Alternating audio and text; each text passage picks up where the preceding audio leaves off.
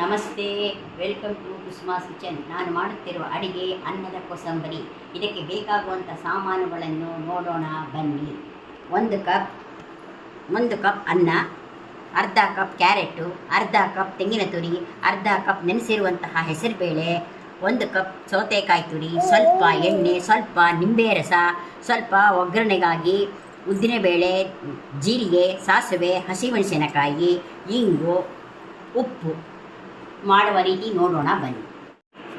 ಒಂದು ಪಾತ್ರೆಯನ್ನು ತೆಗೆದುಕೊಂಡು ಕ್ಯಾರೆಟನ್ನು ಹಾಕಿಕೊಳ್ಳಬೇಕು.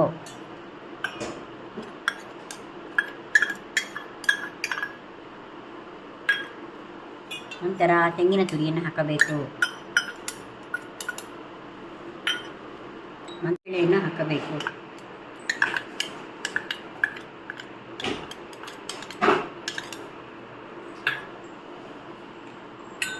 ಸೌತೆಕಾಯಿಯನ್ನು ಹಾಕಬೇಕು.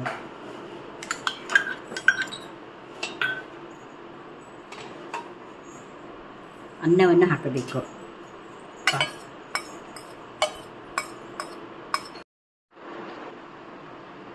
ನಿಂಬೆ ರಸವನ್ನು ಹಾಕಬೇಕು. ಉಪ್ಪನ್ನು ಹಾಕಬೇಕು.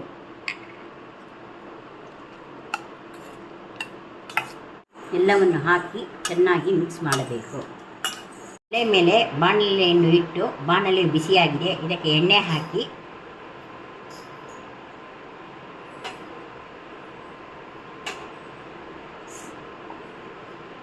ಸಾಸಿವೆ, ಜೀರಿಗೆ, ಉದ್ದಿನಬೇಳೆ,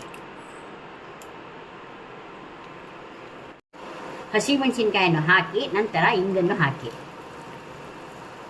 ಒಗ್ಗರಣೆಯನ್ನು ಇದಕ್ಕೆ ಬಗ್ಗಿಸಬೇಕು.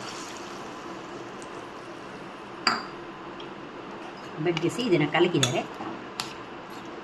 ಅನ್ನದ ಕೋಸಂಬರಿ ರೆಡಿ. ಅನ್ನದ ಕೋಸಂಬರಿ ರೆಡಿಯಾಗಿದೆ.